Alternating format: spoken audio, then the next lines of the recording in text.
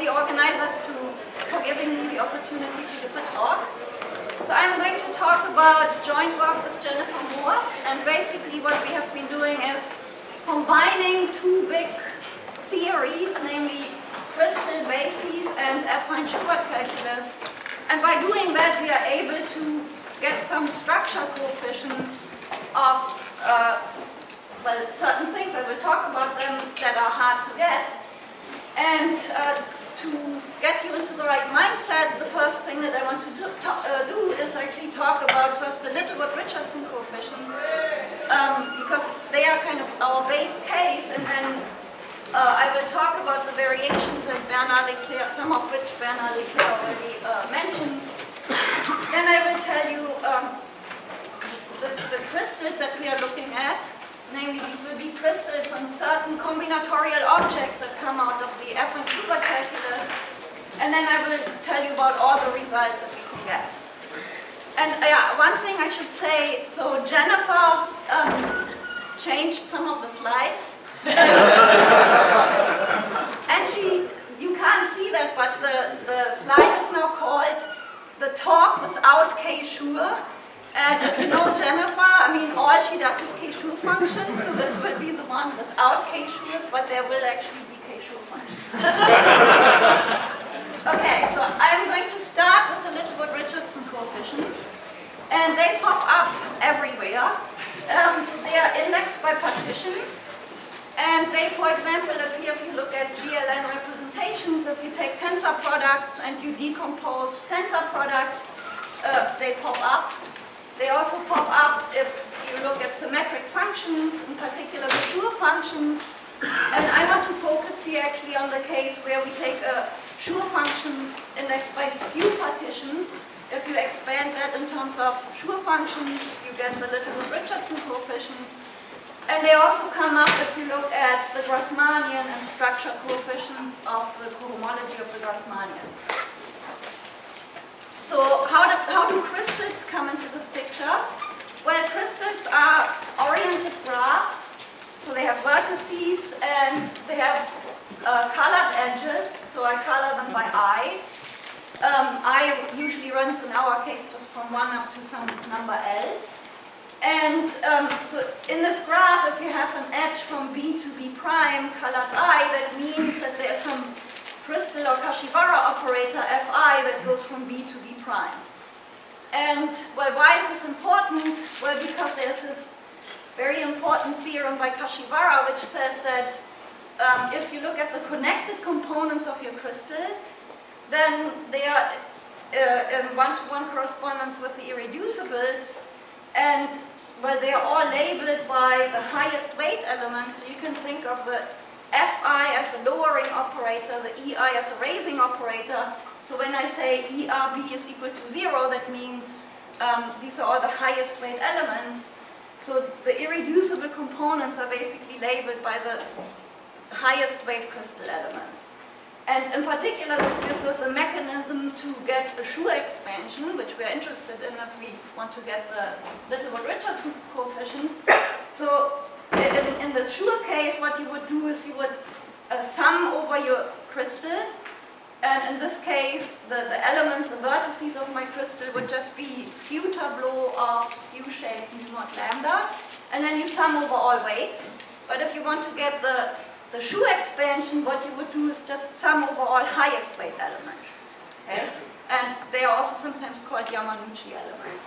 So that's why crystals are well suited for problems like this. So let me be a little bit more specific of how these crystal operators actually act. So I already mentioned that these are skew shapes of shape mu-naught lambda. So here's an example. Right here we would be modding by 2, 1. That would be our lambda. And this would be a tableau. It's weakly increasing in row and strictly increasing in columns. So if I want to tell you what E2 does, E2 only acts on 2s and 3s. So in general, EI only acts on I and I plus 1s. And then what we want to do is we first want to bracket letters. So in this case, we want to bracket 3s and 2s, and you start from the right, and whenever you see a 3 coming after after a 2, you bracket them. So this 3 would be bracketed with this 2, and this 3 comes after this 2, so they are bracketed. Oops, yeah, so in this case, this 3 is bracketed with this 2, this 3 is bracketed with this 2, and then what does the E2 do? Well, it acts on the leftmost unbracketed 2 and makes that into a 3. Okay? So the important thing that you should take away is there's some bracketing procedure, and then the E acts on the leftmost unbracketed letter, and then the F is kind of the inverse of that. And, well, then we can give a very combinatorial formula for our Littlewood-Richardson coefficients. They just count the highest weight elements in this crystal, okay? And we will use this idea later on when we go to the affine setting. So what about variations? Bernard already in his talk talked about Schubert polynomials. So if you want to look at intersections of flags, then other coefficients come up. They're kind of like Littlewood-Richardson coefficients, but they're slightly different. And so the analogs of the Schur functions in this case would be the Schubert polynomials, and then you would be looking at these expansions of products of Schubert polynomials. And it turns out these coefficients are also positive, so as combinatorialists we get very excited. And we ask, what are they counting? But in general, this is not known. Okay, so this is a very hard problem, and for the Schubert case, as Bernard said, the young people can try to solve this problem. But we will give some partial answers. So now we have two variations, right? The Grassmannian and the full flag. Now we are going to quantize these. And in this case, so in the Grassmannian case, they're now labeled by not just partitions, but partitions inside a rectangle. And in the flag case, they're still labeled by permutations. And what we get here are then Gromov-Witten invariants, and they count certain classes of rational curves of multi-degree. So in both cases, we get such an expansion, and we are interested in these structure coefficients. And one thing that is kind of bad in the setup is, well, if you in the Grassmannian case, if you still work with Schur functions and the ring of symmetric functions, to get these coefficients, you have to work modulo an ideal. And working modulo an ideal usually means you have to use some straightening rules, and you get signs, and then you don't know that you get a positive answer, right? And as combinatorialists, we want positive answers. So that's why K-Schur functions will still come in, and they will rescue us. Okay, so now what I want to do is get to our crystals on these affine factorizations, which really come from affine Schubert calculus. Okay, so, but let me first talk about the usual Schubert case. So what we're actually doing is we're going to look at stable Schubert polynomials. They're also called Stanley symmetric functions. They're still labeled by permutations in Sn. And they have special properties. So for example, if W is 3 to 1 avoiding, then they're nothing else but these skew Schur functions. And then we know the expansion, right? That's just a Littlewood-Richardson coefficient. So Stanley proved that they're actually symmetric and that they are Schur positive. So if I expand them in terms of Schur functions, I get these coefficients, AW lambda, and those coefficients are non-negative. And if you look at, if you want to count the reduced words of a particular W, what you do is you look at the square free term, and the coefficient of the square free term actually gives you the number of reduced words. So these Stanley symmetric functions have a lot of nice properties. And well, just as a brief reminder, I guess everybody knows, but the symmetric group is generated by simple transpositions, and they satisfy these braid relations, and they commute if they are far apart. So here's an explicit expression for the Stanley symmetric functions. There are other expressions, but this is actually the one that will suit us most when we go to the affine case. So the way I want to write them is I want to take my W and I want to factor my W into decreasing factors. Okay, so each V upper something has a strictly decreasing reduced word. So I take my VI, I write it in terms of these SI, and I want that the indices there are strictly decreasing. And then I want to write my W as a product of those such that the length is preserved. So here's an example, it's a very simple one. If I take S1, S3, then these are actually all the factorizations into two factors. So S1, S3, the only other reduced word is S3 is 1. And, well, I can either put both of these in their own factor, and then according to my formula, so the length of this is 1, the length of this is 1, so my polynomial here would be x1, x2. Same for this one. 3, 1 is decreasing, right? So this would give me an x1 squared, and similarly if it's in the other factor, so my formula would give me that F2143 is equal to this monomial expansion. So now we want to do the same thing but in the affine setting. So now instead of using the symmetric group, I want to look at the affine symmetric group. So we will have one more generator, which is called S0. And we have the same braid relations and commutation relations, but you have to view it like being on a circle. So S0 is adjacent to Sn. So which in particular means if n is equal to 3, that, well, 0 and 2 don't commute, but instead they satisfy the braid relation, right? Because we are on a circle. But other than that, everything is as before.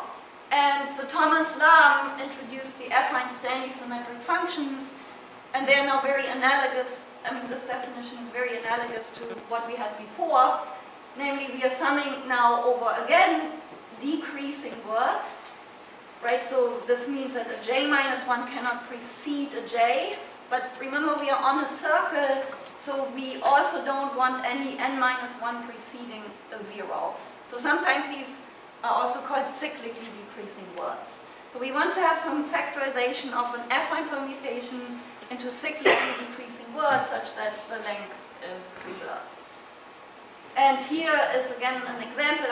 Here we only listed a couple of factorizations. If you take this word in S4 tilde, then this would be one particular factorization, right? S1, S0 would be decreasing. This would correspond to the monomial x1 squared, x2, x3, x4, and so on. So here we used a couple of braid relations.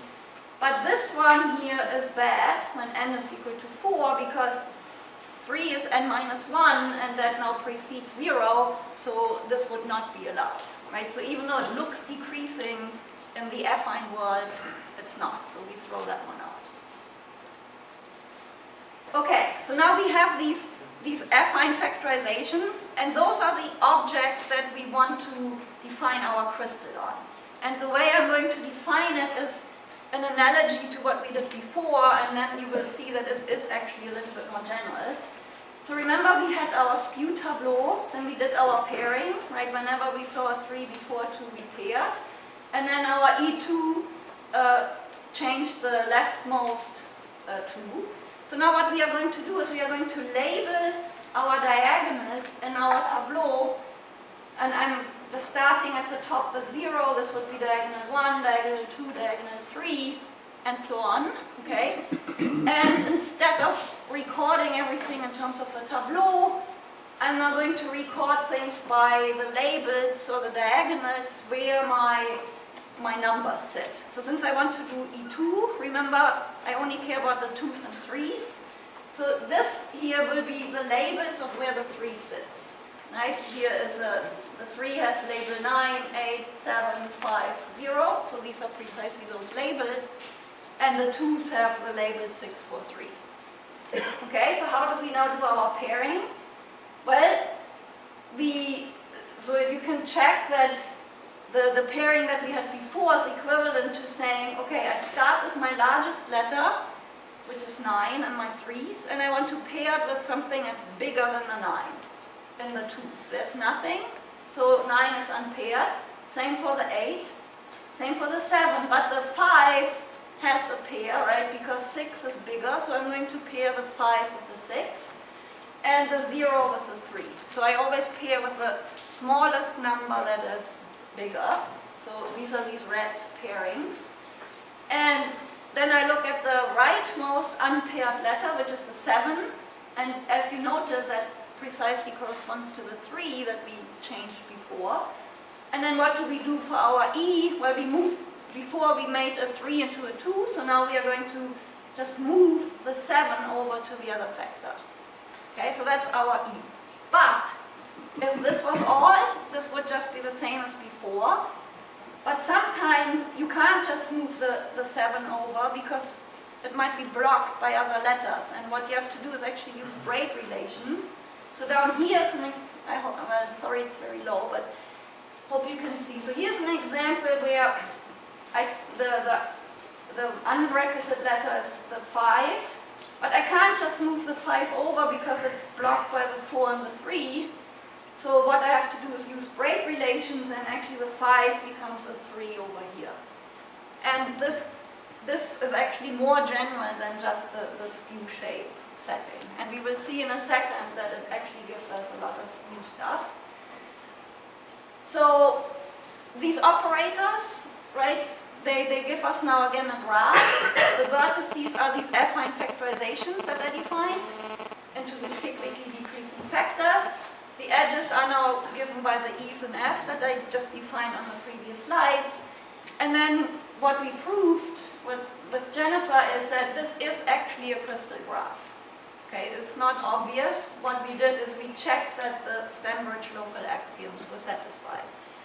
But once you have that, you can again look at the highest weight vectors and you get some sort of Schur expansion, which is very nice. So here are examples of such graphs. So you start with F3 is 1.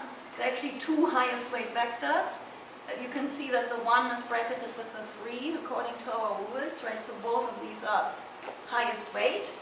And here, if you start with S2 is 1, there's only 1 highest weight element. And that's how the crystals look like. So our first result is that, well, remember our affine Stanley symmetric functions? They were generating functions of these affine factorizations. Now we have this crystal, so we can do our Schur expansion. And yeah, so I should say that we have this crystal when one of the generators is missing. So in this case, we can say now that these numbers that appear really count highest weight elements in our crystal. Okay, so we have a combinatorial interpretation for this. And here's again an example. Here the crystal has 2 highest weight elements. So that tells us that F tilde 0, 2 is the sum of these 2 Schur functions. Because this one has weight 2, 2, 0, and 1, 1. So we get these 2 Schur functions. So there's actually a connection with generalized Specht modules. So if you look at a permutation, let's say 4, 1, 3, 2, right, you can write down the diagram of 4, 1, 3, 2, and then people write this diagram, right, and then you have these boxes that are not taken. I hope I did this right. But you can see that this does not look like a skew shape. So Kastjevich, Reiner, Shimozono, they proved that if you take such a module corresponding to such a diagram, an SN module, and you want to decompose it into SN irreducibles, these numbers that we just had in this expansion are precisely the numbers that appear in this decomposition. Okay, so there's an interpretation for these numbers. So in particular, as I just said, these are not any more skew shapes, right? So our crystal actually explains these numbers, and we get a crystal interpretation for non-skew shapes.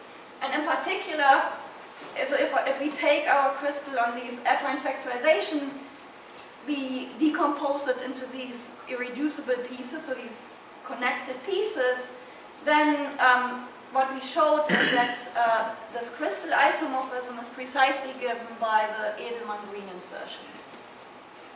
So that in particular, our crystal operators that I just defined actually commute with this Edelman-Green insertion.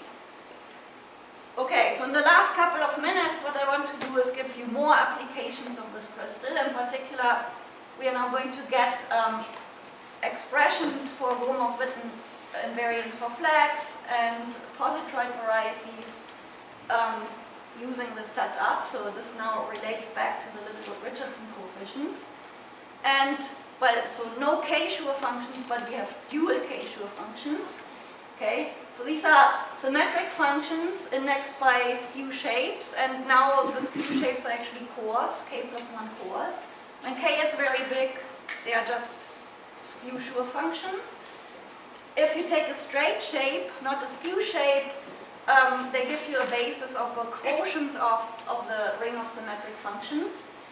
And Lahm showed that these are actually representatives of the cohomology of the affine Grassmannian. And we know by work of Lapointe and Morse that if you expand these into the straight ones, into the spaces, you get Gromov-Witten invariants. So that's how we link our stuff to the Gromov-Witten invariants. So in particular, so if you expand the dual K-Sure functions into these straight ones, you get these coefficients, and out of that you get the fusion coefficients and also flag Gromov-Witten invariants. And so I mentioned before that it's bad if you work modulo an ideal, but here everything is really just in the, or some subring or quotient of the ring of symmetric functions.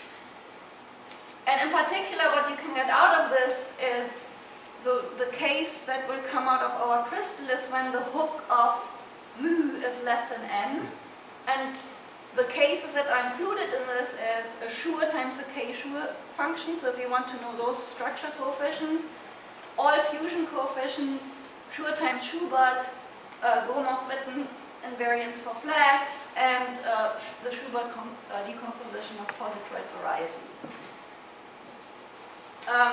So let me state a couple of the results. So first, let me remind you that cores are in one-to-one bijection with Grassmannian, affine Grassmannian permutations. So these are permutations. If you take a reduced word, the last letter is always S0. And in particular, in this case, it is known that the affine Stanley symmetric functions are nothing else but the dual K-Sure functions. But in general, so if it's not an affine Grassmannian, it was Lahm showed that the dual K-Sure functions are, the skew ones are sub-K, but what we actually showed now is that they are actually the same thing. Okay, so if you take a generic affine Stanley symmetric function, we can give a bijection between this and certain skew shapes, and then these are precisely the dual K-Sure functions. And as far as we know, this wasn't known before. So in particular, if we now look at our skew dual K-Sure function, well, it's nothing else but an affine Stanley, so we can expand it, and these are the coefficients that we are interested in, right?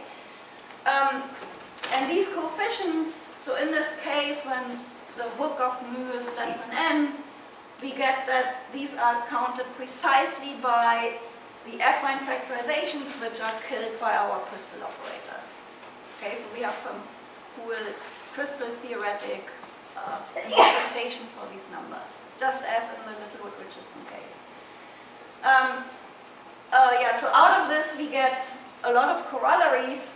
So in particular we get the K-Sure expansion of a Sure function times a K-Sure function. Right, so the K-Sure function is dual to the dual K-Sure function. Then we get the Schubert times Sure polynomial expansion in this particular case. And again, as far as we know, this is not known, this particular case. We get the fusion case when this is less than n, and we get the Gromov-Witten invariance when u has only one descent at position r, and if our other permutation satisfies this condition. Yeah, so I also mentioned that this is related to the decomposition of positroid varieties. So that's also what comes out of here. A positroid variety is basically an intersection of a matroid stratification and the positive Rachmanian. And there will be a lot of talks, I think on the last day of the conference about this. So you will learn more about the setup then, since I'm running out of time. So thank you, but before I say thank you, so a couple of things that we still want to think about is, first of all, get rid of these restrictions that we have, right? So we have some ideas how to do that. The setup lends itself very well to other types. So far we've only done type A, and also a K-theory extension. And if you have any questions, please ask Jennifer.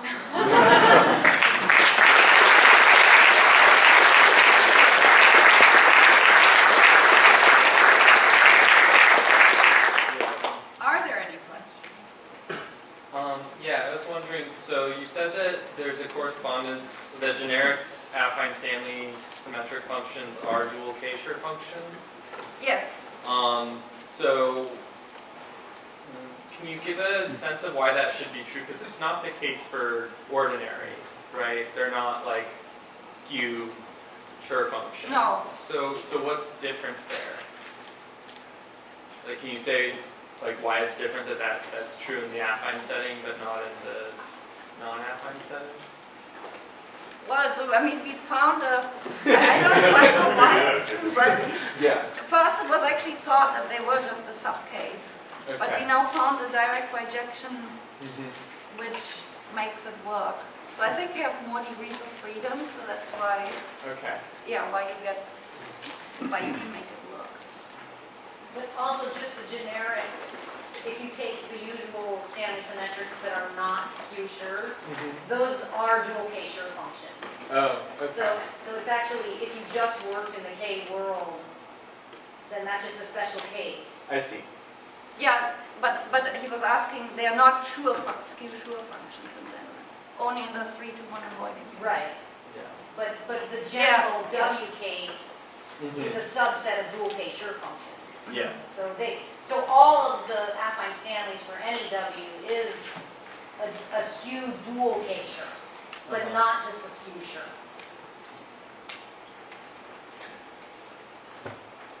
How do you do Edelman-Green insertion on an affine reduced group? Like what? I didn't know that you could do that. So we are always assuming that one of the generators is missing. Oh, okay. So then you can reduce it to the usual case. Great. Yeah. Maybe one more question? I just want to make one comment about this picture that you drew Oh. there. In general, you just take any set of lattice points, you take the row group that you fill it up injectively, then you take the row group and you multiply by row symmetric group, the sign symmetric group of the columns, Yes. and you get an element of the group algebra of Sn. And then you look at the left ideal generated by this element, and you look at the action of Sn on that thing. It's a big open problem to find out how that is uses in some of the irreducibles. That's something that we should all work on, I mean, in general. But I think it was Vic Reiner that proved that the Stanley symmetric function was the Frobenius characteristic. Yeah, I in that mentioned case. that, I think. Reiner Schimosono, right? Yeah. Well, But it's really, I would call them Young's modules, not special modules. I'm sorry, Okay. but that really bothers me. The continuous over general Okay. referred to spec about this, but it's really a young subgroup that we're talking. I mean, a young anti-symmetrizer. But that's a beautiful problem that we should work